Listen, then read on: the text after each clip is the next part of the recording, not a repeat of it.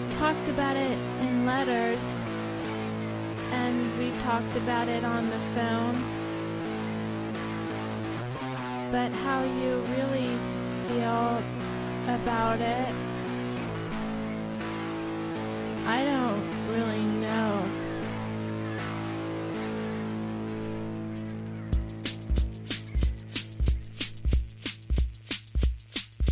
What's your take on Cassavetes? What's your take on Cassavetes? What's your take on Cassavetes? What's your take on Cassavetes? Misogynist.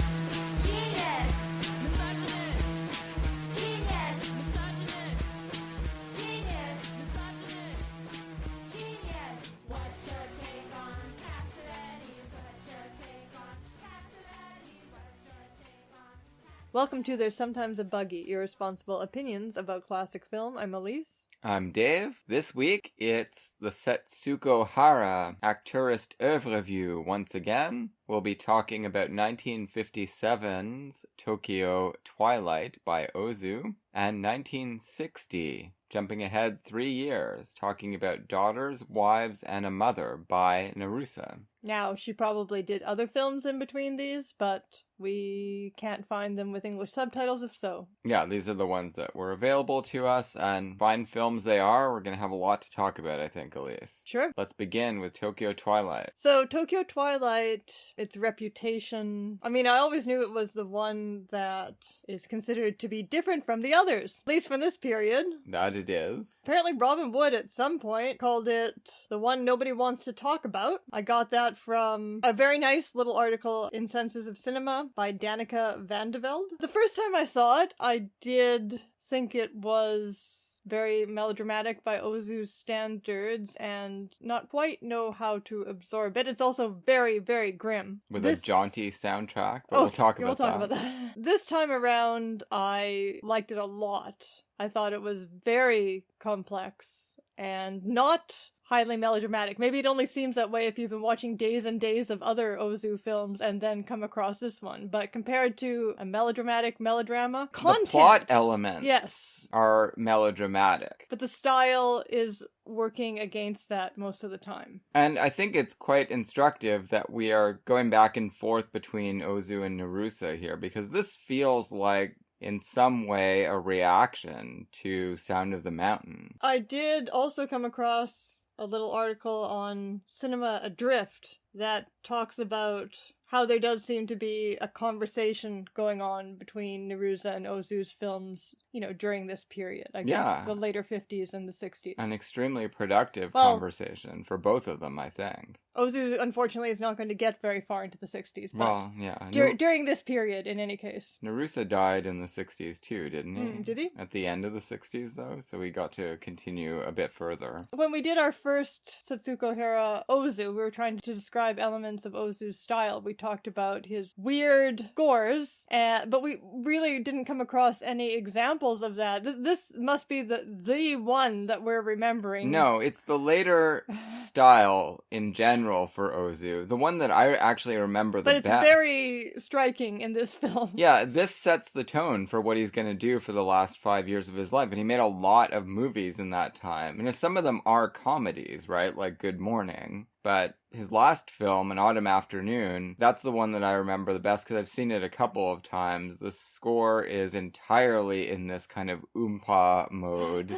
It doesn't seem to go with... What it seems to be is the way the music appears in the body of this film, anyway. It seems to be emanating from the mahjong parlor. Like, it's got this sense of... It's not, though. No, I mean, but like... I don't mean it's diegetic. It's not diegetic, but I yeah. mean, it's supposed to make you think of... I think so. This is a social space. We're all in. We're all dealing with these problems, but we're having a convivial time anyway. I wouldn't go that far. The music is by, and I'm going to pronounce this wrong, I'm sure, Kojun Saito. We first get it over the opening credits. Yeah. And it sounds like the most annoying, jaunty muzak you've ever heard in your life. I said it sounded like a sitcom version of a tune that would be played in an Italian restaurant. Yeah, or like second-rate Dean Martin.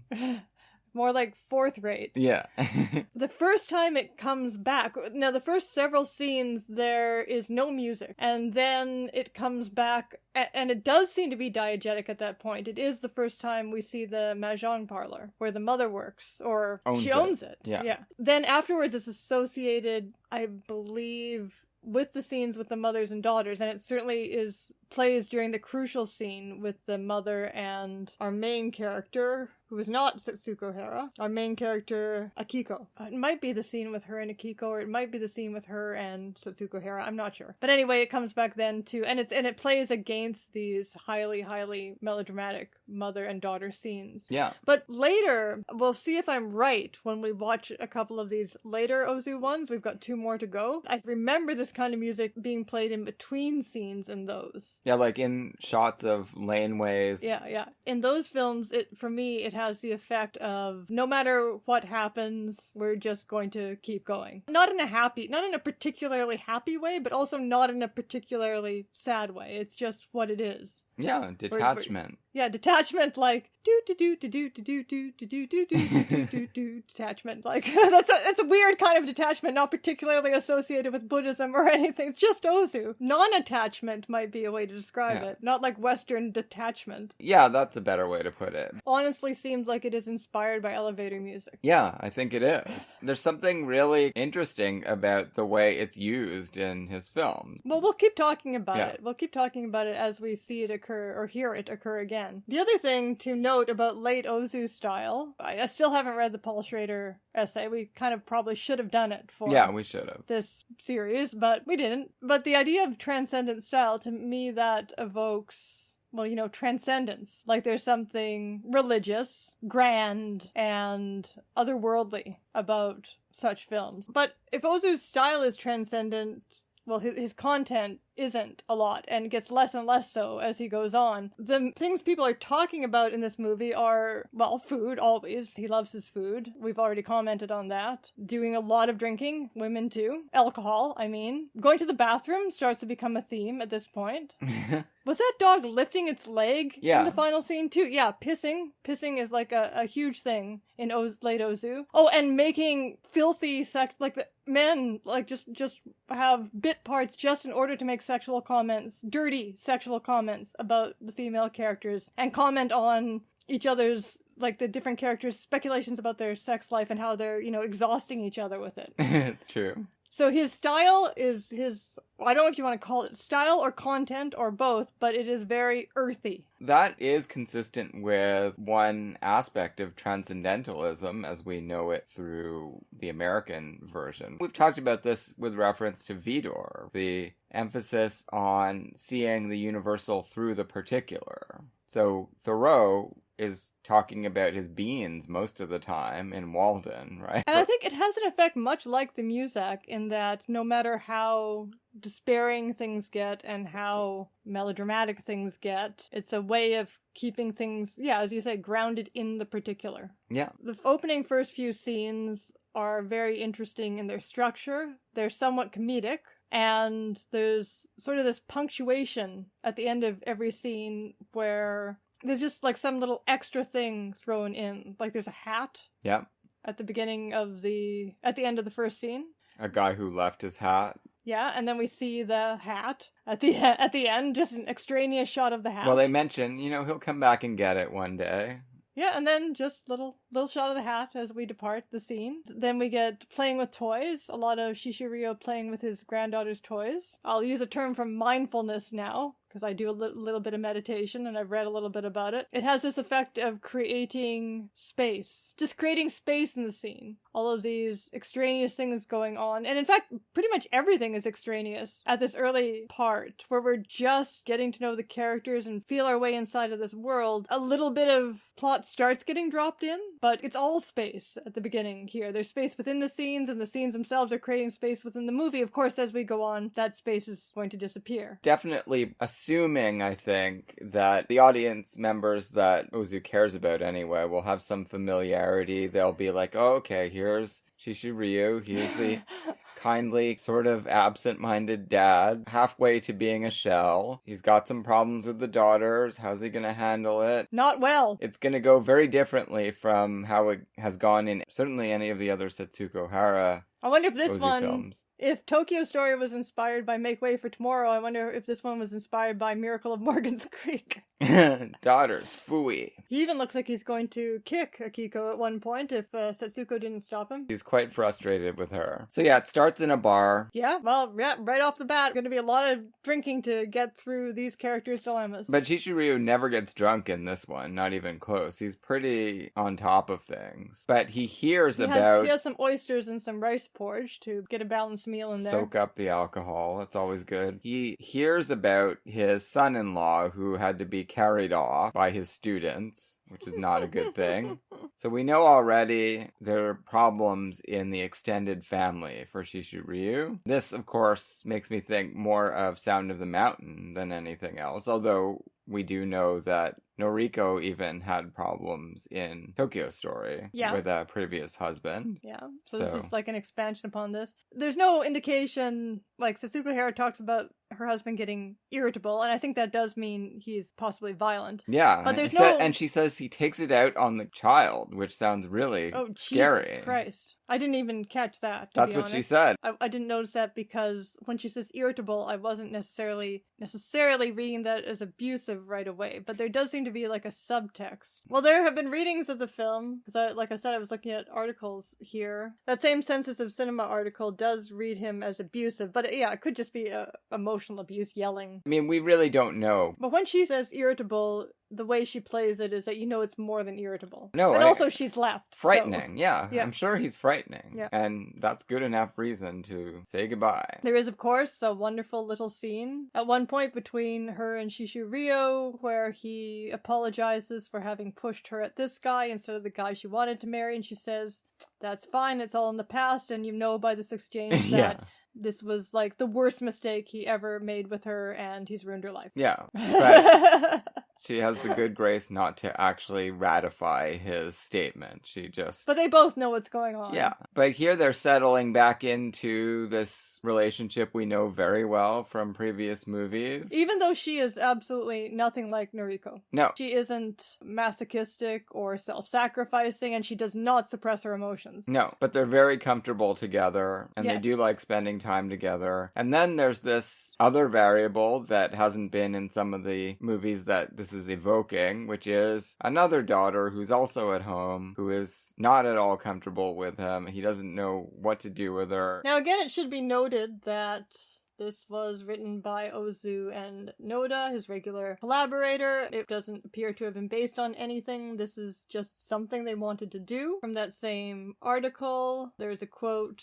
Ozu saying, "The true flavor of the Ofuna Cho home drama will be found in this film." It is a nice little article, and the writer points out that that's very interesting because as opposed to a normal Ozu film, there are few scenes set in the house, and none of them are cozy or give us any sense of domestic happiness in this space. Well, I think those first ones do, and that's part of the but sucker punch. None involving the main character. No, but those scenes Akiko. with Setsuko Hara and Shishirio at the beginning, and she's settling down her child, who's a very good sleeper, because in a lot of scenes, the child is sleeping and does not get up no matter what's going on, doesn't make any noise. That little baby is really adorable. Shishirio is constantly picking up and looking with a kind of dazed expression at these different toys. Really amazing punctuation to almost any scene. So it's almost like Ozu contemplating the kind of female character he's comfortable with, and then the kind of female character he's not comfortable with, and deciding to write a movie about that. Yeah. The troubled modern young girl. And of course this is 57, right in the midst of all the Hollywood teen angst dramas, starting with Rebel Without a Cause, right? Yeah. And even pregnancy out of wedlock dramas, though not for a few years. We've done A Summer Place. Well, Peyton Place, the film, came out in 57, I think. Same year as this. I don't know the outcome of the unwed pregnancy in the film. You and I have been watching the series, which we highly recommend, although it'll take years out of your life. That's actually one of the best written TV dramas I've ever watched. Yeah, it's incredible. We've watched 31 episodes out of 500 so far. Best filmed, too. Yeah, it's beautiful. Like movie quality. It's made by 20th Century Fox. It looks a lot better than most of the movies they were making in the 60s. But back to this film. These two, they seem to exist in different worlds, almost. Shishirio and Setsuko Hara on the one hand, and Akiko on the other hand. She never tells them that she's pregnant, and she never tells them that she had an abortion. No, they wouldn't understand anyway.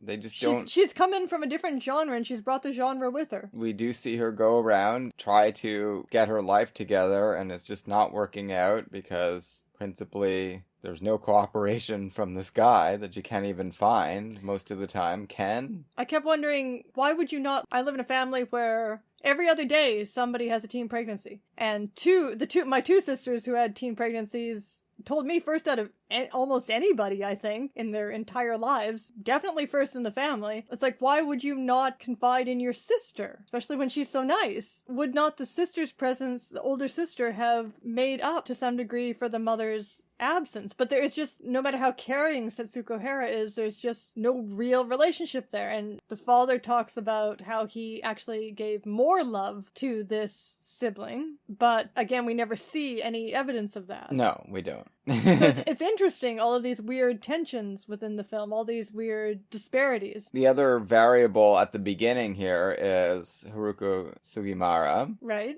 She is another aunt, and she's introduced fairly early in the proceedings when things are still looking kind of jovial. Here she's tapping into more of her playful side. We see two very different sides of Haruko Sugimara in the two films this week. Well, she gets to be a little playful at the end there. Yes, she does. In the Naruse. But in this one, yeah, she's like the aunt in Late Spring, but a little bit less naggy, although she does start bringing up, you gotta get Akiko married. First and foremost, she is a successful businesswoman. Right. The most important thing on her mind when she first appears is going to get some eel guts. That's true, yeah. That's a fun scene. That's keeping us grounded. With Shishirio and Haruko Sugimara as siblings, right? Having a fun time. Right. She obviously didn't help either in terms of providing any kind of maternal guidance or influence. It's almost like, in a way, but translated into a different mode, Akiko has the Noriko role of having this sense of existential loneliness that nothing can assuage, that's been provoked by, not so much by maybe a mother's absence as a feeling of being abandoned. But it's not the same at all, because Noriko always has a sense of balance that this character doesn't have. In none of the Noriko films do you ever feel like this is someone who might kill themselves. Yeah, but Noriko also was never presented with an unwed pregnancy from a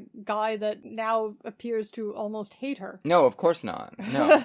The way the film sets everything up, this is a totally different kind of archetype, though. So let's talk about, what is the story about? The story is about the fallout to this family from the mother having abandoned them. Yes. From many years ago, for a man she was in love with. Akiko was only 3 when it happened, and she's about 20, we gather, when this movie starts. A man she was in love with who then she then lost in the war, and I guess she had to leave town to be with him. Well, they were in Korea. Okay, I didn't catch the whole story. Because she said Dad was working in Seoul. They don't ever say exactly, but I think the family had all relocated there for the banking job, and then he came back to Japan afterwards, but in any event, the wife left him and never came back and was never anywhere near where they were. She didn't even know that her son had died in 1951, so 6 years earlier. She's just arriving in Tokyo now as the film begins. There's no indication as to what has prompted her at this moment to come and try to develop a relationship with her daughters. They don't actually tell us anything in specific, just maybe that she's over mourning the loss of her lover, and she had the opportunity to buy and start a mahjong parlor, I guess, and move to Tokyo. That must be part of it. And she has a man with her, but they are not married. No, he's her business partner and, I guess, lover. Well, must be. Yeah. So it's a little bit like there's that Cirque movie with Barbara Stanwyck, the actress who abandoned her family and then tries to come back and make some sort of amends. All I Desire, I think it's called. I've only seen it once, so can't really compare them. It is a sort of archetype. What's interesting is how Ozu takes all of these archetypes and really interrogates them and sort of challenges them in certain ways. It's a movie that is very depressing to watch because it presents no way out. It shows a very misogynist society and presents no way out at all for these female characters. Not really, no. Both of them. Normally, Ozu's movies take place in almost an invented realm of his own of fairy tale, where it's like we're back in Jane Austen times and the most pressing concern of humanity is whether the heroine gets married or not. And unlike Jane Austen, it doesn't ever seem to have financial repercussions in those Noriko Well, a little films. bit. Like we talked about the one after Late Spring. Summer? Early Summer, It is yeah. early summer. Late spring, then early summer. In that the removal of her money her income has repercussions for the family. Yeah, that's true. That does, yeah. But it's more like, it's not like they're going to experience financial hardship. It's just that they're going to be sad because the way that the family was set up is going to change. This is a very great departure for Ozu, and it's an interesting variation on a theme. I guess we should backtrack to talk about this strange relationship she has with this boy. So we see her getting taunted by this male friend to both of them. There's a whole group of friends. Well, she goes to see her boyfriend at his crusty apartment building. She knocks on the door. Nobody answers. We're not sure if he's there and ignoring her or just not there. She goes across the hall to all of his pals, and they're all in there playing cards, just sort of teasing her. Like, what is it you like about him? I know. Oh, but it's like the teasing of Goldfish in... What's his face? Early Spring. No, Goldfish. Yeah, Early Spring. It is is early Goldfish. spring? Is Goldfish? Okay. Not Late Spring, Early Spring. That's another very, very great one. That's a non-Setsuko Hara film. But it's one of the best. It's teasing. It made me uncomfortable. Yeah, sure, of course. They're gross. It's, disgusting. And she actually tells him to stop badgering her. They're heartless. Like, these friends, including the one woman who plays Mahjong with them, they seem completely heartless. So eventually that same guy who's always badgering her about her sex life tells this story in front of everybody so that anybody in the whole parlor can listen in, and does, about how her relationship, and he seems compassionate about it, but at the same time being a complete asshole at once, about how her relationship with Ken developed because another one of the friends, who's not so vocal at the table, influenced them to start sleeping together, and then also apparently seduced her. Right. Like, it's subtle, but I think we are supposed to think that she isn't sure who is the father of this baby.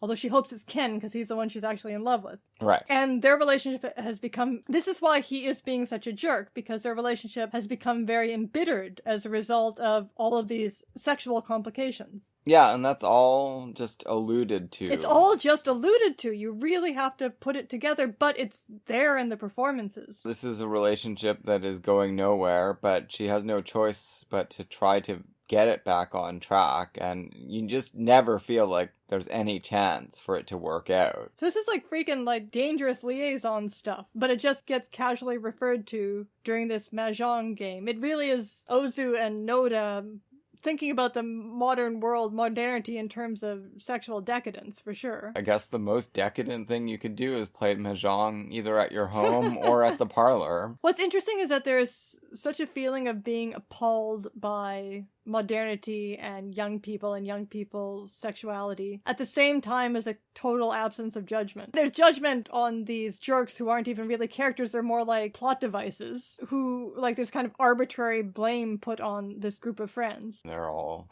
pretty vile from start to finish. I guess if you're not paying really careful attention, you could just think this is fun banter. I don't know. Again, I'm appalled by it. Yeah, it is. It's bad. There's literally a snake in the Garden of Eden. That's how this origin story about how their relationship fell apart is presented. So this is one path that she's gone down to get here, and the other one is this relationship with her or non-relationship with her mother. Yeah, well, she doesn't know anything about her mother. Now, Setsuko Hara was older, so she remembers the mother a little bit, and she recognizes her when she finally sees her much later in the film. Akiko wouldn't know her mother if she sat down next to her, and that's exactly what happens in one of the early scenes. She does guess it right away. But she doesn't have any feeling of certainty or any kind of closure coming from it. No, but her intuition is correct. And yeah, that comes out in that conversation, too. The woman at the mahjong parlor who kept asking questions about her, and she's like, I don't know her, what are you talking about? Why is this happening? Puts her on the alert for signs that it might actually have this kind of cosmic significance for her, because she's been looking for any kind of information about her mother her whole life, and obviously Chishiuryu doesn't want to talk about it. Just hasn't been mentioned at all. She must guess something about the circumstances, though, because I believe it's before Setsuko Hara actually tells her about the circumstances of the affair and abandonment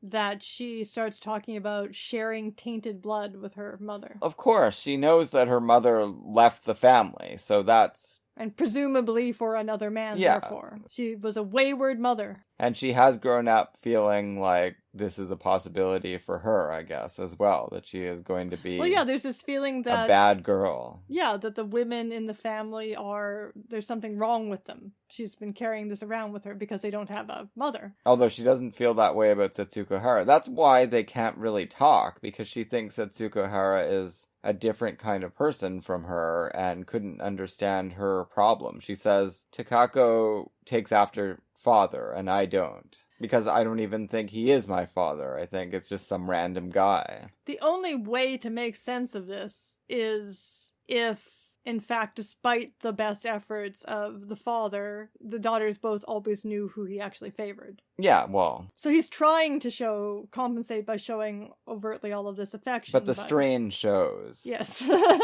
And we see that in any of the scenes that they share together. And yeah, and that's also, as you say, why the two girls can't be close. But then let's also talk about the world of the film. It's like Ozu decided to set a film in his own version of Pottersville. Yeah, it's real miserable. The landscape is very noirish. There's all these seedy bars and parlors that Akiko drifts through. People wear masks at night to protect themselves from the city's pollution. Yes, it's a little public service announcement direct from 1957. Wear your masks. And yeah, and there's just all these nighttime scenes. So Ken pretends that he's going to meet her at 9:30 at this seedy dive, and she goes there, and he doesn't show up, and her sexuality gets literally policed by the police because a young woman by herself late at night is clearly soliciting. Or, well, he knows she's not, but she's like, nevertheless, she's ambiguous. She's on the border of being a prostitute no matter what she's doing. And, of course, he's right that she is there because she's been a bad girl. Yeah, and she also is probably on the verge of becoming a prostitute because she's desperate for money to get an abortion, and she can't get it from anyone. And you do get the sense that maybe she'll have to sell her body for the money to get this. Well, my mind didn't go operation. There, but okay. Either way, the police are not respectful or empathetic. They're just authoritarian and demented in their entitlement that they have to tell women to stay home after Twilight. So yeah, women don't really have independence. No, not at all. In this world, if you're not going to get tripped up by your reproductive system, you're going to get hauled in by the police for not doing anything at all. So then her sister has to come and bail her out. And of course now she's made to feel even more like there's something... Or not really bail her out. It's kind of an informal warning. He says there were no charges pressed or anything. But he says she didn't do anything wrong. Keep her home. Yes. But again, so that would just reinforce her sense that there's something wrong, completely wrong with her. Yeah. Oh, that scene is horrifying. It really does feel like a film noir, right? And he comes up to her wearing his mask, sort of like first scene in Psycho, where Marion Crane is confronted with a police officer with his weird sunglasses. And the way he talks to her, it feels like half judgmental patriarch and half attempt at entrapment to get her to admit that she's a prostitute or something. And when she gets up to leave, he actually stands in her way. So already she is being treated so horribly between her boyfriend and his friends and society that it's no wonder she's feeling so desperate. And then there's the abortion. Yes. Again, this is not something that you get in the Noriko world. So we see a gynecological clinic where it appears there are female doctors, or at least nurses can perform abortions. No, she's a doctor. She's a doctor, yeah. So this is pretty advanced, beyond what you would see in a Hollywood movie. On the one hand, there's a very socially rational attitude toward abortion and abortion access, but that doesn't actually communicate to the woman getting it. She continues to feel guilty. I think there's a difference between a society that makes it legally possible for you to get an abortion and a society that actually has empathy for people in that situation. And I think we're seeing a society right on the borderline there where, yes, they realize that making it illegal just creates even more problems for everyone, but they're not going to go and say that it's really a decision that should only have an impact on the woman. It's something that she will be blamed for, even though it is legal.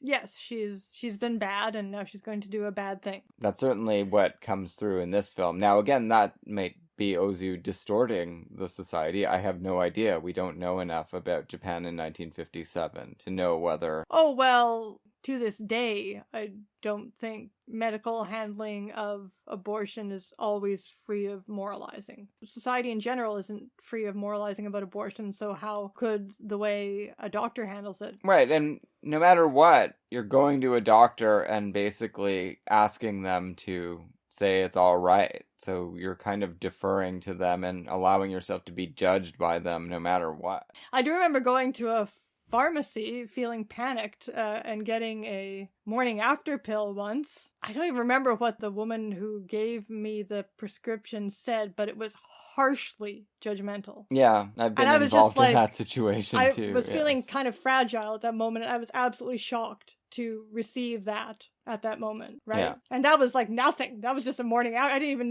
even have any reason to think I was pregnant. Wow. Anyhow. It doesn't seem like we're really headed in a positive direction in most of the societies we're really familiar with at the moment. Abortion is a difficult question. Even if people want to have moral judgments about it, they should shut the fuck up when they're, dispensing medical services. Yeah, well, it's not needed. Not desired. I was thinking of James Whale's Waterloo Bridge watching this a lot of the time, and that she just has so much internalized guilt and shame about her sexuality. That's a good comparison. Although it's embedded in this other movie, which is fascinating. Meaning? Well, this other movie with Setsuko Hara in it. Yeah, that movie doesn't have a happy ending either. No, though. It doesn't. Not at all. But it's a totally different kind of agony she's going through. Far more muted, but also, just soul-crushing. So it is surprising because we had, in Sound of the Mountain, it was already very interesting to see abortion being dealt with as a subject matter openly. But Ozu seems to have decided, I'm going to go you one better, because he actually, in a very shocking move for Ozu, actually brings us into the clinic. We go through the conversation, and the doctor insists that it's 3,000 yen, and you better actually have it after the operation. And I found that so interesting. Do you think that was actually an indication of compassion, that she threatens her but then doesn't make her produce the money? Well, no, that's useless compassion to threaten her and then say, no, you give it to me after the operation. I don't know. What is that? At best, you could say it's a reason to be extra shaming and damning if then she doesn't get the money.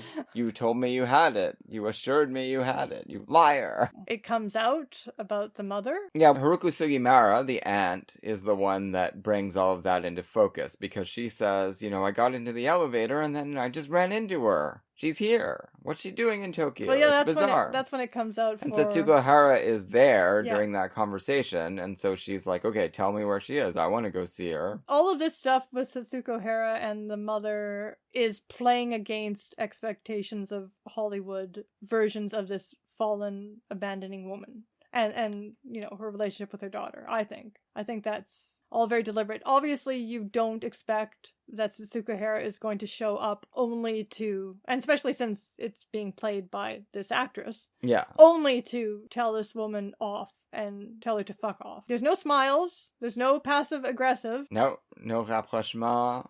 No feelings at all, really, except negative ones coming from Setsuko Hara. And I just find it astonishing the way, and we know that Ozu doesn't let anyone give a performance in any way that he doesn't absolutely want, right? Yeah. He is in control of his performances. We know this from Shishu. So who is the actress who plays the mother? Isuzu Yamada. It must be? Kikuko. That's her? Okay. The way she plays this character is as someone who is, for me, the impression she gave me, very emotionally open. Yeah. And completely innocent. Not unduly guilty. Duly guilty, but not unduly guilty. And so much more emotionally healthy than anyone in the family that she's abandoned. I agree. It's just amazing seeing these two energies confront each other. And yet you don't feel... I feel like Setsuko Hara is doing something that's like wrong for her in showing all this or feeling all this hatred for this woman, but I don't feel like it's excessive or like I can't see where she's coming from. No, and obviously so much of it is motivated by her knowledge of what this did to her dad. Yes, she's very defensive about her dad. She loves him. She feels terrible about it, and he won't ever talk about it, so whatever he feels about it, she's probably amplified it 1,000 times in her mind. And yeah, she unleashes. And she doesn't want Akiko to know about the mother either, because she just feels like nothing good will come of it. Now, I actually, wonderfully, we've seen this once before, but I wonderfully forgot each twist of the plot. Okay. Even as I saw it coming and started vaguely remembering it, I pretty much remembered it wrong every time, which is great because I got to experience it all anew. So after this confrontation on this viewing, I was for quite a while thinking this was a mistake that Takako made. Having this woman come back into Akiko's life right now might be what she needs. But then that turns out to be completely wrong. No, I think Setsuko Hara was right.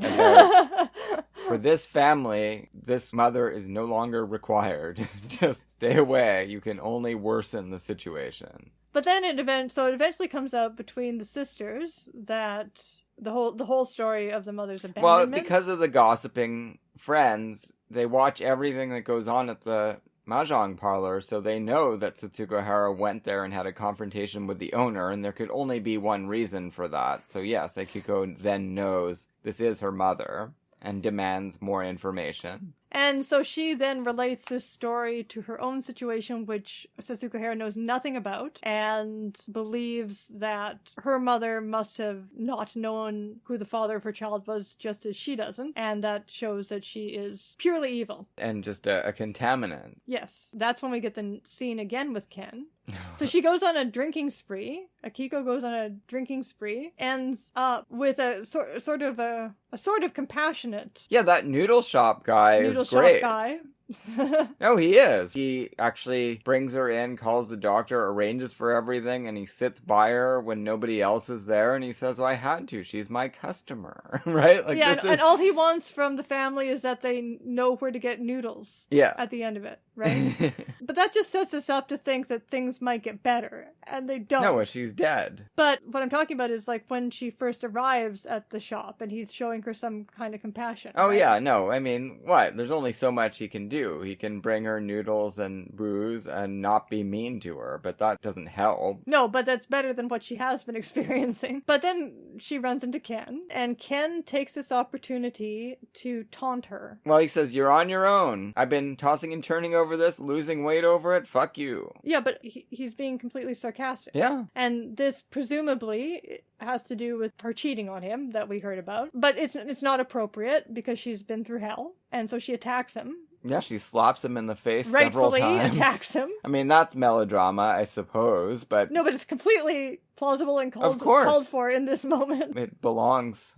right where it is. And again, this is not a woman physically attacking a man. Is not something you're expecting to see in an Ozu film. No, not at all. Then it's amazing when she runs out and he sits there and you see the effect that this... Like, how much this is putting him through to treat her this way. How fucked up he is, basically. A slight opening into a different movie where we follow him and his tribulations. But in a Hollywood film, that would be the moment where these two characters would have a rapprochement and decide to get married, right? Yeah.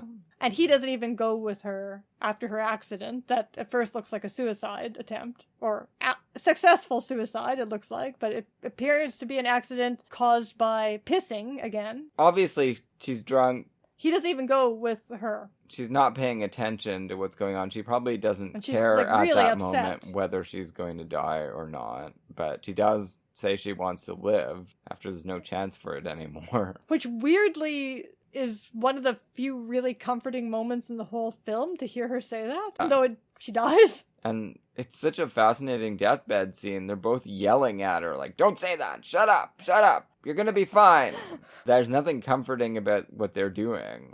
No, it's true. It's not a touching It's scene, true. but it is something that she says she doesn't want to die because you're assuming that she did. Yeah. I've never seen a death scene like that in my life. It's all there, I think, to point out that she never had a chance. The only people in the world that are really related to her are just unable to think their way into her situation or communicate with her at all. And again, They're hopeless. And again, though, she hasn't told them what her situation is. No. But they don't intuit it, they don't have any, you would think they might be able to figure out something, but no, all they can do is yell at her to just be a good girl on your deathbed here. And that is not very helpful. Then we see Setsuko Hara working out her remaining relationships, which are with her parents. You could imagine it going a lot of different ways in other movies, where she finally she does draw lessons from this, but not the lesson I would have wanted her to draw from all of these goings on, right? It does become, again, about Setsuko Hara and how all of these incidents add up to a decision at the end, like in a Bildungsroman or a short story, or she has an epiphany, which is go back to this let's not get to that yet. There's I know, all this but stuff with her mother. She does go through a complicated series of logical moves, and one of them is to go back and run her mother out of town, basically. Yeah. And which she succeeds in doing. I don't know if it's at the end of this scene where she tells her you killed Akiko, which is not quite true. No. If it's this one or the first confrontation with them, but I think it's this one where there's that shot of the mother afterwards with her head bowed. Yeah. That's a pretty amazing shot. But this mother tries again, right? Like she brings flowers to the home and gets after that, completely shut down once again. Except that we see the cost. It's very parallel to the scene with Ken, in that after she leaves, we see the cost that this has had for Setsuko Hara. And it's very moving. I was crying, of course. Yeah, it's great. And we've never seen her... She has a kind of breakdown at the end of Tokyo Story, but we never see her just start sobbing like this. No. Does she? Does she in the earlier? Not like this. Not like this. Not like racked with pain. And not with like an outburst of emotion that has been repressed by rage. I think she does have a breakdown in late spring, but this is a self-recrimination breakdown, right? We've never seen that before because we've never seen any of her characters, any of her Noriko characters do anything that's anything but great. And everything she does, I don't know what it would be right for her to do in relation to this mother, but none of what she does do is right. No, and what she does, this is the first Ozu film with Setsuko Hara where she behaves negatively towards people. And then we get that incredible, like this has got to be one of the great melodrama sequences at the end with the train, which is like Stella Dallas in reverse. We're waiting to see. But he loves Vidor. We know he loves Vidor. We do, yeah. She's peering out the train window, hoping that there will be this last minute, at least her daughter will show up and give her a tearful wave or something. Yeah, because she's seen Hollywood movies and she knows how this ought to go, right? And her romantic and business partner says she's not coming. Stop looking out there. This is the first indication we've had that he even knows why she's in this city. Yeah, no, he seems to know everything. He seems pretty cool, I don't know if he told her, if she has told him that after her daughter died, or if he has intuited it all along. No, I think he knew it all along. It seems like he's been privy to all this information. They are the only, but yes, there are little interactions here, even though she has been, 99% focused on her daughters this entire time. There are little interactions here, despite the fact that, again, more drinking. He's just drinking and trying to get her to drink to get through this. She actually refuses. We're going to be on the train for forever. Time for sore butts. And she laughs when he says that. So again, more groundedness. And their interactions actually make me feel like this is the one... These are the people who seem like they actually have a future. Yeah, I agree. Out of everybody else in this movie. So these three, the two daughters and the father, are caught up in some terrible psychodrama that was catalyzed by this mother leaving. Yeah, but who knows why she left, right? I mean, obviously there was something wrong with him as a husband. He probably wasn't abusive, but he does seem like a bit of a shell. Even though... Well, I don't know if that's cause or effect, though. I don't want to place any blame here. No, we don't All I'm saying is that for reasons we don't know, these three are locked in a hell dimension together, and she seems much better off. Yeah. Her choice seems to have worked for her, despite all of the loss it entails and all of the guilt that it entails. It still seems to have made her a happier, healthier person than staying in this family dynamic. And from there, we get to a reprise of Late Spring of a sort. Oh, but so much grimmer. I mean, she's going back to this guy. And we didn't talk about the scene where Chishiryu, as the father, goes to visit this wayward husband. He's just so gross. Why did he ever push her towards this guy? I don't know, he's a professor, and he says, I didn't like what I saw there. He wasn't like this before. What's going on? Setsuko Hara has a lot of... Maybe it's the fact that she never loved him. Maybe. And she has insight into him, though, right? Like, she knows what his triggers are. She said, this guy would be the worst on Facebook, because she says anytime he sees someone else doing well or whatever... Oh, he's like me, then. This is when he flips out on the kid and her. And... Well, I don't have a kid to flip out on. No, so envy is his big problem. And I guess his career hasn't gone as well as he wanted it to, although he is a professor. Yeah, social media. That would be the absolute worst for him, all right? Yeah. So yes, she makes this decision based on her interactions with her mother that the thing to do is for both parents to be there. Yeah, I don't think it's the right decision. No, it's a really, really terrible decision. Even if he doesn't abuse them anymore, it's just not going to be a good household. And we also can see, theoretically we can think that's probably a really bad decision, but we can also see in her interactions with her father how happy they are to be together, how happy he is to have the granddaughter there, what a happy unit they form, especially now that troublesome other daughter is out of the way, right? That this is the right choice for her to be here. Yeah, they could have raised Michiko very well.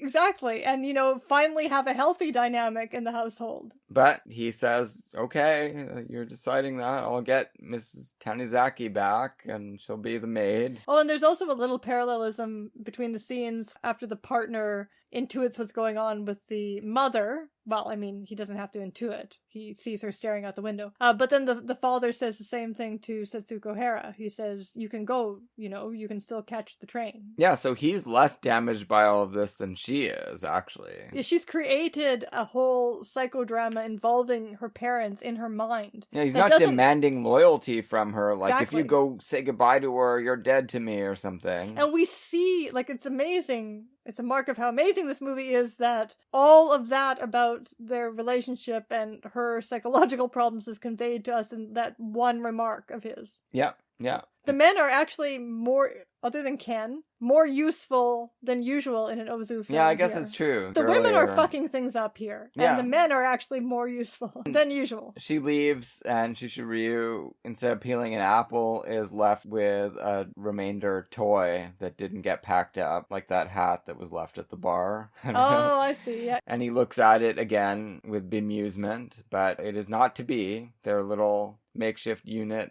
has fallen apart. I already alluded to this, but another indication of the fine-grained detail of personal style that Ozu applies to melodrama is that dog lifting its leg against a post while I believe the mother comes with the flowers. Yeah. For the dead daughter. It's the whole rich pageant of life. Yes. All right. Onward to Daughters, Wives, and a Mother. So this is a giant ensemble piece with an all-star cast down to the smallest roles. Many of the actors we have been seeing throughout throughout the Setsuko Hara series reappear here. We've got the idiot from The Idiot. We've got, in a small role, Ken Uehara. Japanese George Brent. Could go right down the list. Haruko Sugimara, obviously. She's been in almost every one of the films that we've covered. Shishu Ryu. It's also notable for bringing together the most frequent Naruse star, Hideko Takamine and Setsuko Hara. Yeah. Although they don't get a lot to do together in this movie. It was in Toho Scope. Yes, it was. And- Beautiful color Toho scope. Yep. And it had a roadshow theatrical release. So again, big, flashy movie. Right. I liked it well enough. Oh, I loved it. You loved it. Yeah. Okay, well, why don't you launch into it then? Well, first of all, I'll just say what I did like about it. I liked the crazy fucking editing of Naruse. I've commented on this before, especially with Sudden Rain. His movies have a peculiar intuitive rhythm that's all his own. But this one in particular has the quick edits that he became known for. And you're not just talking about edits on camera. You're talking about the way the scenes follow one another, right? Yeah, there are some scenes that are very brief. There are enormous jumps in time, and they're just presented You have to fill in the gaps. cut after cut after cut. It all is one flow. Apparently, Kurosawa commented on this, so I found a quote on the internet, on the BFI site. Naruse's method consists of building one very brief shot on top of the other, but when you look at them all spliced together in the final film, they give the impression of a single long take. The flow is so magnificent that the splices are invisible. This flow of short shots looks calm and ordinary at first glance, and reveals itself to be like a deep river with a quiet surface, disguising a fast-raging current underneath. The sureness of his hand in this was without comparison. So, Oh, nice work by Kurosawa high there. praise there, and good observation. So yes, that was one of the things I liked about it. I also liked the fact that this giant sprawling family melodrama is mostly, until the end, presented as comedy. It really is an incredible movie. I think it takes so much time to establish these characters, bounces you all over the place, gets you used to thinking about them all in certain different ways, and then really pulls the rug out from under Yes. you at the end. Yeah, completely, because that was my main takeaway from the film. You feel for most of this film that this is a family that is happy and has fun together and enjoys each other. Maybe not in a very deep and profound way, but in a definite way that you can feel and, like, partake in their joy. And they do, but as soon as something bad happens, As soon you as see they how lose- shallow it is. As soon as they lose their money, Yeah. it's all gone. It was all based on that. Incredible. And I mean, this is what loss of comfortable circumstances does to people. These are lightweights for the most part, right? And it's quite interesting because Setsuko Hara at first seems to be the most frivolous of the characters, the way they're all That's true. talking about Yeah. her, right? She's like a couch surfer, freeloader at the beginning of this film. And she seems to come from, okay, well, if Tokyo Twilight was one of her against type parts, this is one that seems to, again, be commenting directly on particularly the Noriko character, but also her main persona by this time more broadly. So she seems to have fallen out of another era. She is the only daughter who's still wearing traditional dress. Everybody refers to her as a lady, and she is considered by everybody to be incapable of working. Yes, unemployable. But the rest of the sisters are either at least modern housewives or, in fact, employed. Yeah, teachers. Or, yeah, I think they're all employed, aren't they? In some way, well, the youngest daughter, I don't really know if she's in school or working, but whatever. We She's see her on in a track to be cafeteria. an employee of some kind. Yes. Even if she's still doing schooling. I'm not sure. So how this happened, I don't know. Well, she says it was an arranged marriage during the war. The fact that she's the oldest, I guess. She's the oldest daughter. The oldest child is the brother who screws up their finances, the guy that played the idiot. Yes, very different role for him here. Yeah, and he's also in Ugetsu. Masayuki Mori, incredible actor. So he's the eldest child, but yeah, she was the daughter that got that kind of grand treatment, and she was married off into a really rich family that was richer than theirs, presumably. Where she's never felt like she has fit in. They haven't made her welcome. His grandparents are still alive and control the mansion, and yeah, she's just there, but obviously been very comfortable. She's been living in deluxe material comfort, but not spiritual comfort whatsoever. She is sick of him at the beginning of this film, just like, although you don't get the sense that he's been abusive, it's just a nothing of a marriage. They've been married since the 40s and they have no children, kids. Yeah. Which is unusual, I think, at that time. So they don't explain anything about that, but it does influence the way you feel about the marriage and everything she says about it. You know, he's on a business trip again. She doesn't care about him. Oh, they probably had some kids that died. Well, it was the 40s. Maybe, but they don't say anything about that. It's true. I don't think anyone is mentioned as having died in World War II in this film. Don't think so? Like, there aren't any brothers that were killed or anything. It's all the siblings are still alive, as far as we know. There's quite a lot of them. Again, this is the kind of thing where it's not too clear at the beginning who is a sibling and who is an in-law, like who married into whose family, right? Like you could... Yes, I was trying to, like even halfway through the film I was still sorting it out. I think I had it by the end. As the scenes layer onto each other, it gets clearer. We go back and forth between two households, so that confuses things. As well as the cuts, the merciless cuts from one thing to the next. Ellipsis is the way you could describe that. For sure. Are the first scenes the ones at the photography studio? Yes. So that's the youngest brother. Who's always hanging out with the youngest sister. They're a kind of a unit. And she's very fun and sarcastic. Reiko Dan is the actress's name. She is in The End of Summer. They clown around. They seem to be having a great time. Now, he is married to a woman who seems to be older than him, and she's very self-conscious about it. She talks about how she's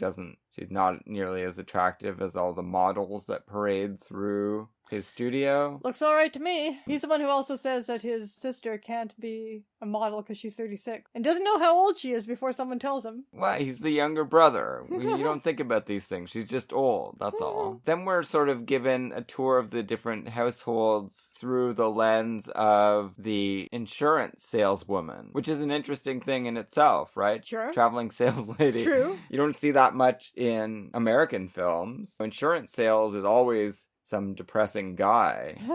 At that time, anyway. Here it's a perky woman. Yeah, she's having fun.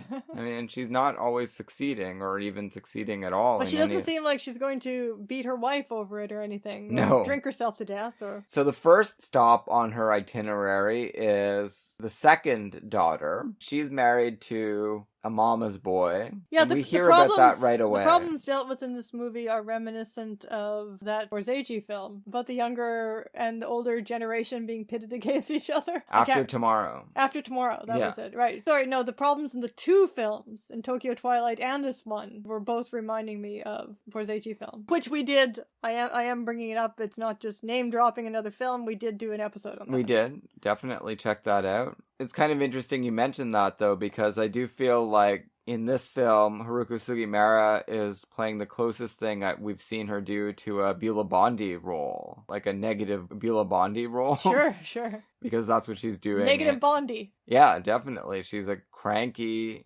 impediment to joy in the home. It's true. Tightwad. She obviously has some... She doesn't want them to spend their 55 cents going to the movies, which they only do to be alone and escape from her. Yeah, get away from her everlasting scrutiny and judgment. She thinks everything's going to hell. She thinks the wife should have quit teaching. You know, they can't even afford much with 2 salaries coming in, and she's just not a reasonable person. We're not meant to see her in that light. And then they talk about, well, the saleswoman's next stop is the more prosperous home of the brother. She's headed over that way. That's kind of fun, right? She gets into range of that house, and she meets the kid first and has a little exchange with the kid, and then goes in, and Setsuko Hara's there. She's the one that lets her in, but she is not the lady of the house. She's not supposed to be there, but she has been taking up residence there. So both of the movies... And by now, we saw this happen in Tokyo Twilight. Yeah, both movies this week start with Setsuko Hara on hiatus from her husband. And we've seen this happen in other Naruse movies with her, so we're very familiar with this scenario. Yeah. But not with a upper middle class family. She seems a lot more just blasé about it, right? Like, she doesn't seem tortured. She's just like, well, it is what it is. I'm having more fun here. I'm going to stick around here for a while. Even though her mother is trying to guilt her into going back. Yeah, and it's really interesting. Quite a trajectory for this character, right? Because she seems to be positioned here as the person you'll take least seriously out of all these characters, maybe, because her problems are frivolous. Can't work. She can't work, but not only that, like, she can't seem to have any real feelings about anybody. She's not expressing any here. Alright, sure. Although we get a kind of insightful moment with her where she says, you know, I failed to run my household. That's kind of interesting, right? These women sitting around the table together talking about how you got to take command in the house, and Setsuko Hara failed at this rich compound. It sounds like Rebecca or something. Yeah, exactly. And she's like, well, look, it's not any better over here. Sister-in-law, Hideko Takamine, is also failing in that regard, and she just looks downcast. And the insurance saleswoman is like, oh, this is an abject failure of a day here. They're just kicking it around, talking about it. Then the jump right from there to the news that this husband that they've been joking about is dead. Yep. Or he's been in an accident, and then it's revealed on camera as they get a phone call that he actually died. Setsuko Hara didn't make it to see him before he died, and so she's going to be bouncing right back. The family is barely letting her catch her breath before they kick her out. And then the big plot point is that she's been left with 1 million 1 million yen in life insurance. Which is all the money and all the anything she has in the world. Right. But it's a lot. Now, it's not enough to never have to get any more income ever again. They make it clear you can only live for a few years on that. But still, that's pretty good. There's an article online. It's a WordPress blog, I guess. Keo Naruse the Companion just wanted to bounce off what the writer is saying. 3/4 of the film depicts the irresponsibility and casual opportunism of Sane, that's Setsuko Hara, Sane's 4 adult siblings, with their benevolent mother Aki commenting on her children's venality but exerting no influence. I wouldn't go quite that far. No, not at all. They have real problems. Well, I don't know what's going on with this uncle investment. That just seems on the face of it to be an incredibly stupid thing to do, but maybe there's more to it than that. But certainly the sister who wants to get an apartment with her husband has a real problem. It's almost like Cloud Cap Star in that we can see that they are exploiting Setsuko Hara, but it's not... They don't really have another choice. Of course, that's what they're going to do, and it's not really their intention either. But she can't help but, even though she's agreeing to give this money with gritted teeth, yeah, she can't help but say yes. Sure. She says they must really need it if they've decided to they beg me do. for it. Yeah. But again, what is going on with this investment with this uncle who is clearly not reliable? Like, that I don't quite understand why they've decided to do this. The dynamic there is that the eldest brother is a fuck up. He seems to be cheating on his wife, feels guilty about it. Oh, that's right. We get that in one tiny little scene. Yeah. When she wants help for her uncle, he decides that he's going to try to make this happen as a way to make it up to her, I think. Still a terrible idea to spend that much money making it up to your wife for cheating on her. Yeah, it's obvious. Just stop cheating. This uncle is definitely a bad risk. Yeah, I wouldn't let that guy... Sell me a box of detergent. And that is what he's selling, yes. right? Let alone invest in his business. He's hopeless. He says he's got to invest in retooling because they've got new bottles and I need new caps. Another million. Certainly not just casual opportunism. And the mother is just delighted with these kids. Don't you think? Yeah, I don't remember her commenting on their venality. No, not at all. Yeah, sure, she smiles indulgently at a lot of these antics, but she's not judging them at all, I don't think. She just thinks everything's going well, and she's happy about it. So our first big warm family scene is her 60th birthday. Yeah. Where the presents aren't the greatest, but I mean, that's realistic. She's very happy with them, though. She's absolutely delighted. Her French imported soap. Savon.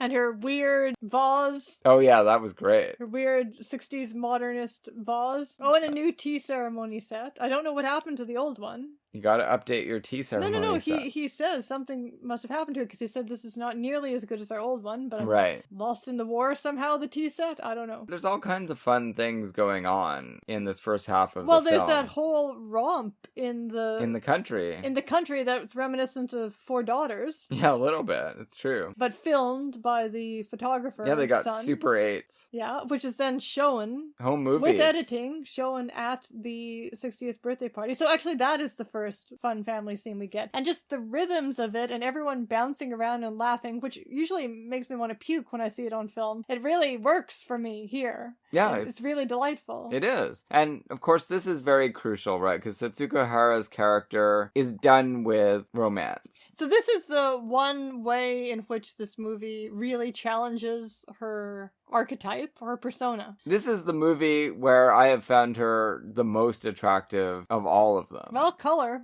It's the first time you've seen her in color in a while. In a while, but I've seen her in color before, right? She's incredibly beautiful and just really lively and... Well, she's pretty damn lively as Noriko on her bicycle. Yeah, I don't know what it is. I just feel like this movie uses her in a totally new way. Do you think so? Well, can you articulate that?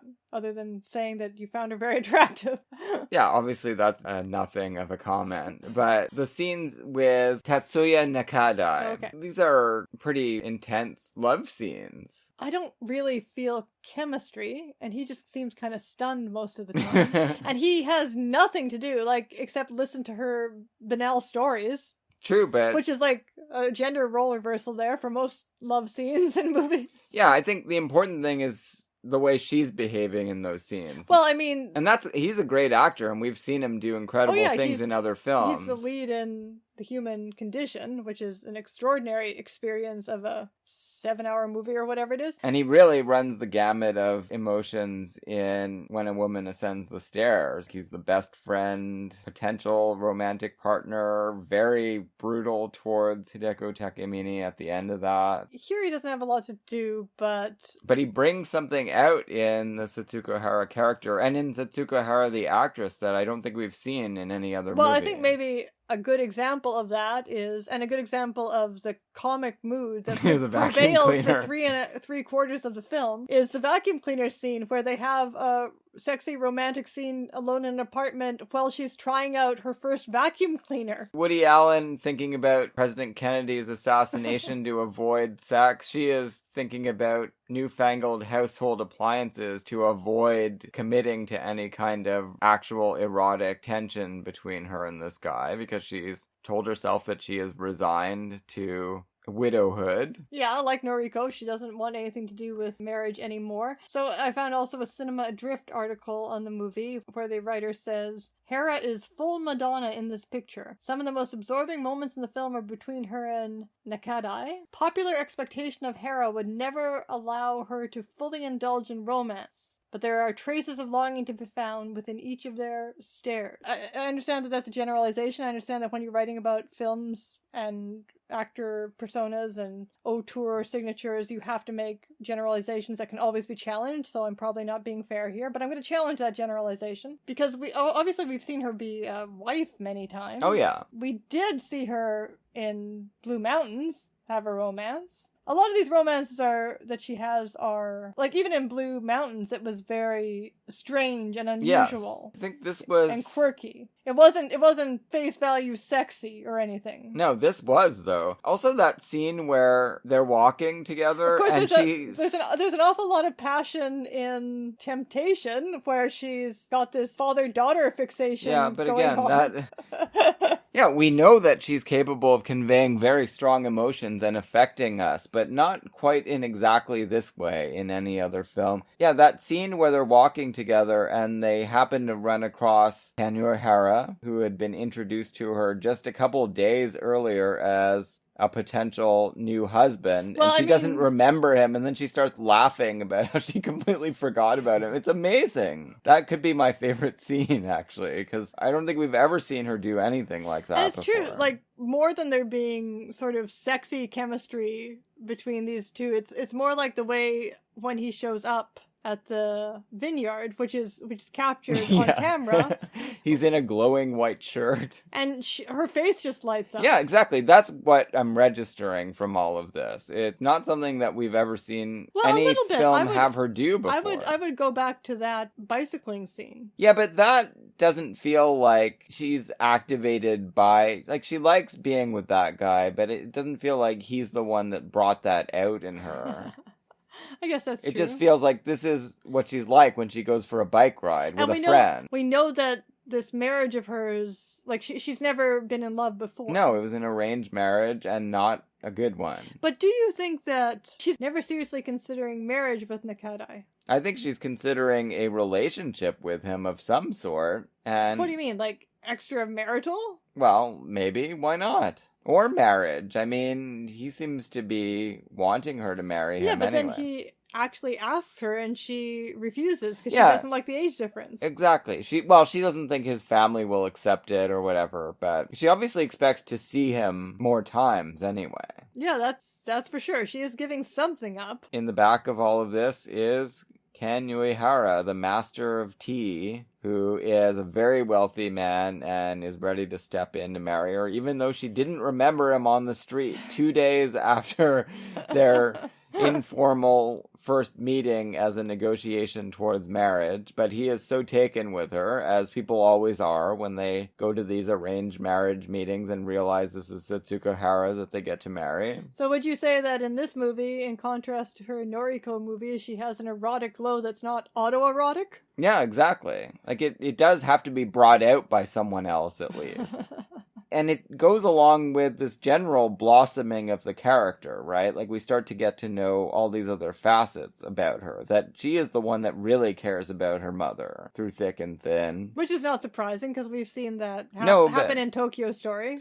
True, but she presents as a totally different kind of character at the beginning. But all of that is both a facade and maybe even something that was starting to happen to her, because she was so depressed about this marriage that she doesn't seem to have been able to feel things through to the end for anyone until this husband dies. But it's when the brother loses all of his money in this investment. That's quite a scene where he calls up the factory and it's just not in business anymore.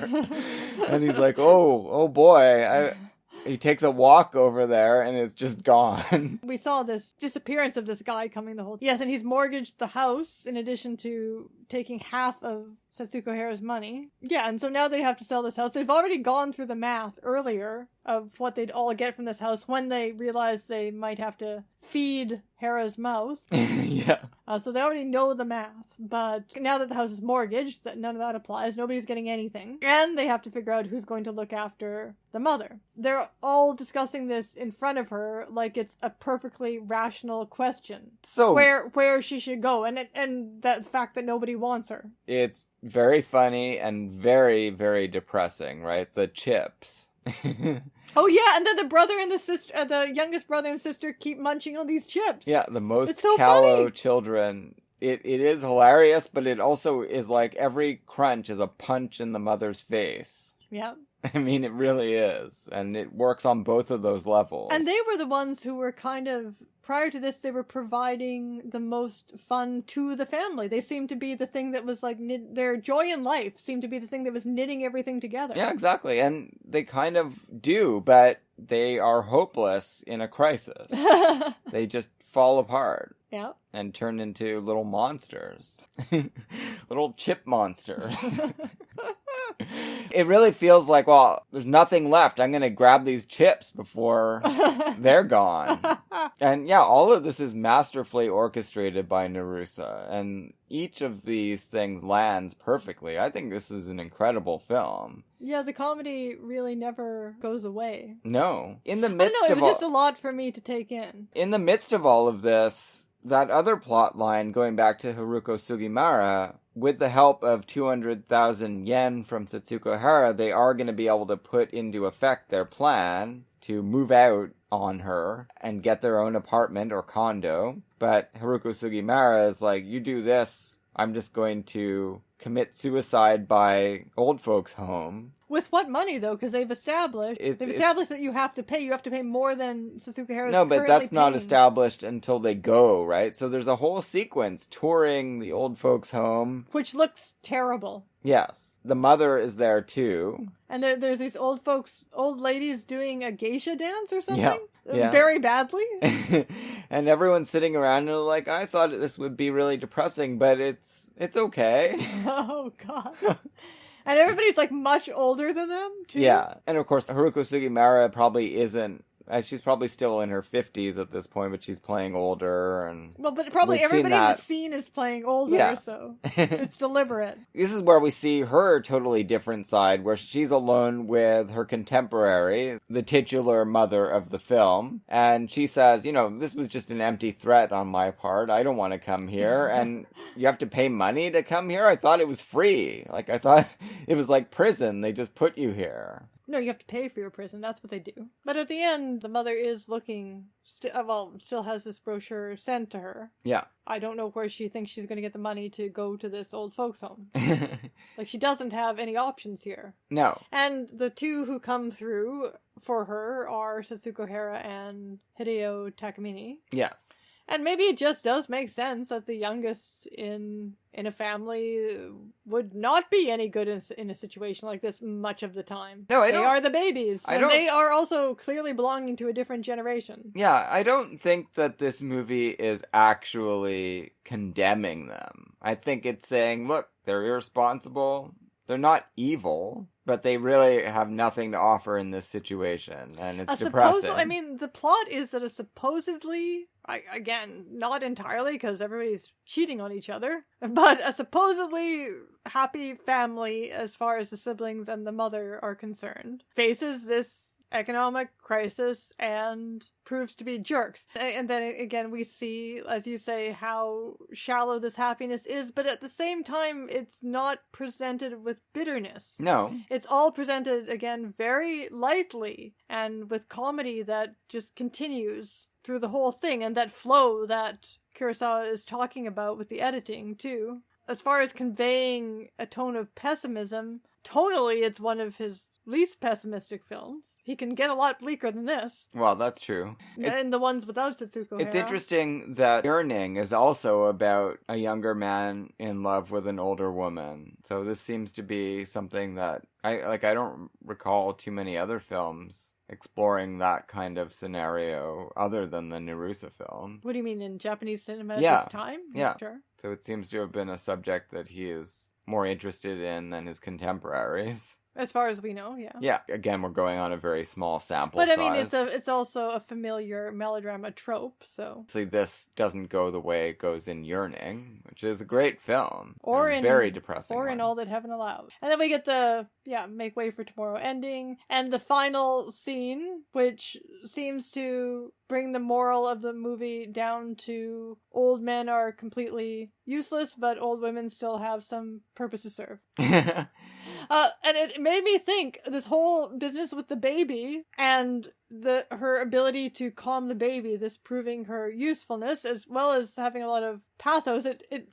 Guess what movie it made me think of all movies? That this could a situation where a woman who is feeling completely worthless has an opportunity to try to prove that she can take care of a baby. Jean Dielman. Oh, okay, sure. This goes better than in Jean Dielman. Yeah, that's a great final sequence, and it's interesting that we zero in on the mother at that point, who has been I don't know that actress, but she's been very good. Well, some of these blog posts or articles or whatever were complaining that the movie doesn't decide who the protagonist is. Well, that's not a problem. I agree. I don't think it's a problem. The fact that there's a floating protagonist. Everything comes into focus for her anyway, after her discussion with Chishu appearing sort of incognito, because Elise didn't recognize him, but he does have the most distinctive voice in the world, so I was sure it was him. But he doesn't look like any other version of himself that we've seen. Are you sure that's who it is? We didn't actually check it. Oh yeah, there he is, old man in the park. Yeah.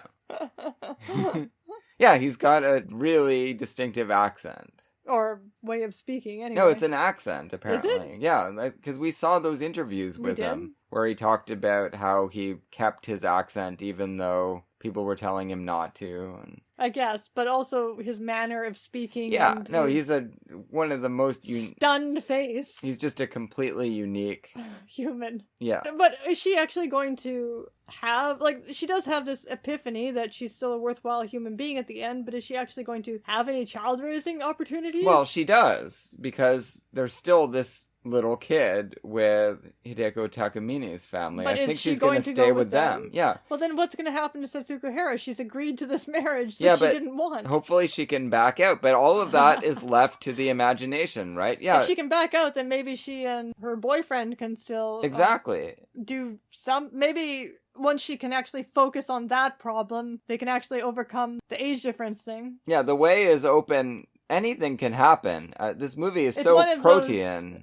Those ambiguous endings of his. Yeah, even more so because there's so many more directions. There's so many characters, and none of them are dead at the end, and all of them have opportunities to do all kinds of different things, and we just have to guess about it because it's not going to be revealed to us. But I think the one thing we do know is that the mother has decided that she will take Hideko Takamini's offer and move to this smaller house. Because she didn't want Setsuko Hara to have to get married just to take her in, which is exactly what she was going to do. Yeah, that was an amazing sort of variation on this duty to marry plot thread that Setsuko Hara has had to deal with in many films. Yeah, and you did believe, I did believe watching it, that she could find happiness, like in Early Summer, that she could find happiness just by having this mother with her. Yeah. Although in that case, she also does like the husband prospect, but she likes the idea of moving in with her mother-in-law more. Yeah, she wants to go to Kyoto. She sounds pretty excited. You know, we'll visit all the sites and they would have had fun, but no, the mother is not going to allow her to make this sacrifice. And we know it is a sacrifice, though, because she doesn't even remember this guy. And we know what it's like when we've seen her married to Kanui Hara in former films. Terrible. Don't do it. So it's very subtly then, this movie does work against her persona in suggesting at the ending that there is an erotic future open to her. Yeah, I think so. I think she's... Even though we don't actually see her with him or anything as definite as that. No, not at all. But certainly my sense is she will not go to Kyoto. She will jilt this guy. With no regrets. No.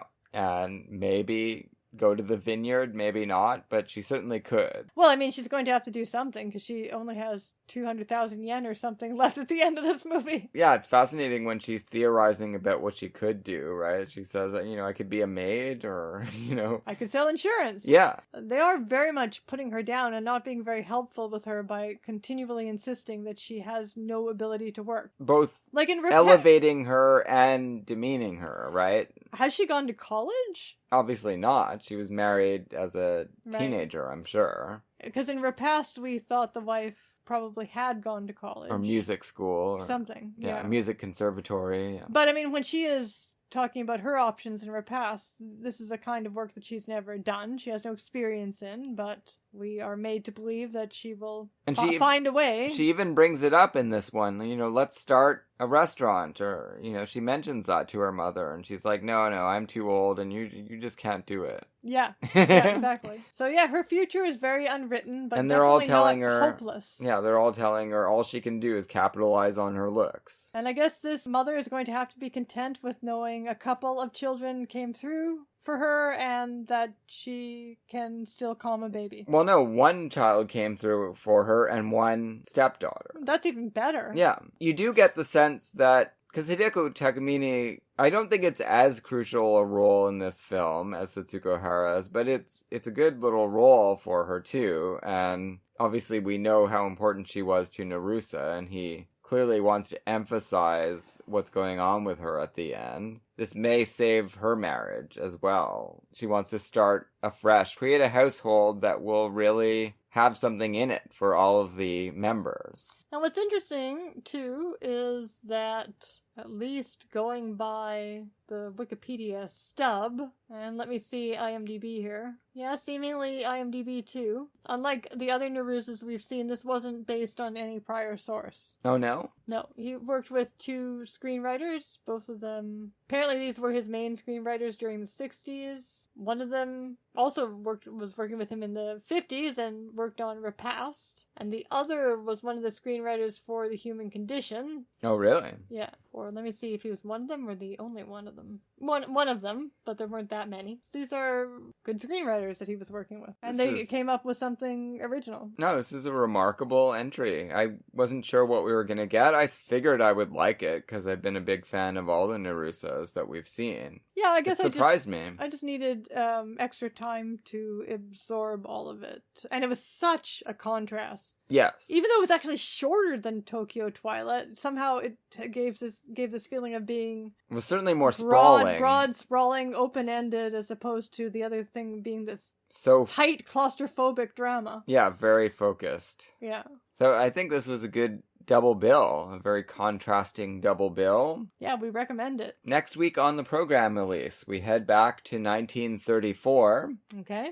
So it's MGM this time out. We're going to be talking about The Barretts of Wimpole Street. Ooh, excellent. Directed by Sidney Franklin. Incest! And The Merry Widow, Ernst Lubitsch. Stepping out on Paramount, a Chevalier MacDonald operetta. And that is supposedly their best, and I haven't seen it. I mean, the 3 of them. And I haven't seen it since my early 20s, so that'll be interesting to revisit, and I can't think of a more contrasting double bill. It should be very interesting, yeah. So join us next week. For Incest and Charles Laughton and MacDonald and Chevalier. They can't censor the gleam in his eye.